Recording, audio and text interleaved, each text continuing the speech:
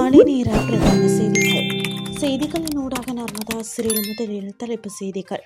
மகாபல புலமை பரிசில் கொடுப்பனவு தொடர்பில் முக்கிய அறிவிப்பு. ஐரோப்பாவை சூறையாடும் காட்டுத்தீ, வெளியேற்றப்பட்ட ஆயிரக்கணக்கான மக்கள். இனி விரிவான செய்திகள். 2024-25 கல்வியாண்டுக்குரிய மகாபல புலமை பரிசிலுக்காக தெரிவு செய்யப்பட்ட மாணவர்களின் இணைய வழி பதிவுகள் எதிர்வரும் 17ஆம் தேதியுடன் நிறைவடைய உள்ளது. அத்துடன் மகாபல கல்வி உதவித்தொகை பெறுபவர்களின் இறுதி தெரிவு பட்டியல் அந்தந்த பல்கலைக்கழகங்களுக்கு அனுப்பப்பட்டுள்ளதாக அறிவிக்கப்பட்டுள்ளது. லதித் அதுலத் முதலி மகாபல உயர்கல்வி உதவித்தொகை நிதியம் இதனை அறிவித்துள்ளது. இறுதி தெரிவு பட்டியலில் பெயர்கள் இடம்பெற்றுள்ள மாணவர்கள் தங்களது தேசிய அடையாள அட்டை எண்ணை பயன்படுத்தி இறுதி திகதிக்கு முன்னதாக மகாபல இணையதளத்தில் பதிவு செய்ய வேண்டும் என்றும் கேட்கப்பட்டுள்ளனர். இணையவழி பதிவை நிறைவு செய்த பிறகு மாணவர்கள் விண்ணப்பத்தை அச்சிட்டு கையொப்பமிட்டு தங்களது வங்கிக் கணக்கு புத்தகத்தின் நகல் அல்லது வங்கிக் கணக்கு உறுதிப்படுத்தல் சான்றிதழுடன் அந்த பல்கலைக்கழகத்தில் சமர்ப்பிக்க வேண்டும்.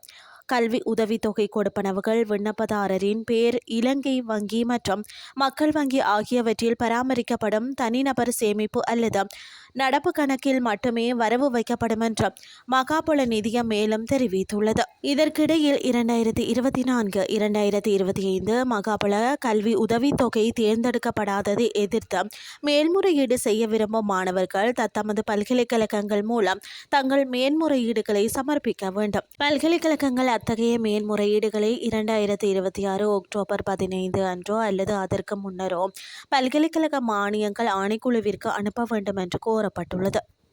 இனி வெளிநாட்டு செய்திகள். காட்டுத்தீ காரணமாக ஸ்பெயின் மற்றும் பிரான்ஸ் ஆகிய நாடுகளில் பாதிக்கப்பட்ட பகுதிகளில் இருந்து இதுவரை 65,000க்கும் மேற்பட்டோர் வெளியேற்றப்பட்டுள்ளனர். ஐரோப்பிய கண்டத்தில் பலத்த காட்டுத்தீ தொடர்ந்து வரும் நிலையில் இந்த நடவடிக்கை எடுக்கப்பட்டுள்ளது.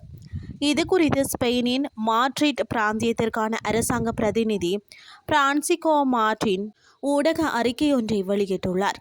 குறித்த அறிக்கையின்படி ஸ்பெயினில் சுமார் 25,000 மக்கள் வெளியேற்றப்பட்டுள்ளதுடன் 20,000க்கும் மேற்பட்ட மக்கள் ஊரடங்கு போன்ற வீடுகளுக்குள்ளேயே இருக்கும் பாதுகாப்பு கட்டுப்பாடுகளின் கீழ் வைக்கப்பட்டுள்ளனர்.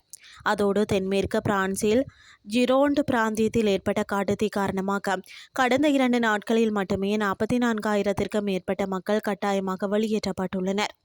இந்த காட்டுத்தீயினால் இதுவரை 12,500 ஹெக்டேர் காடுகள், 53 வீடுகள் மற்றும் ஒரு சுற்றுலா முகாம் முற்றாக எரிந்து சாம்பலாகியுள்ளதாகவும் தெரிவிக்கப்பட்டுள்ளது.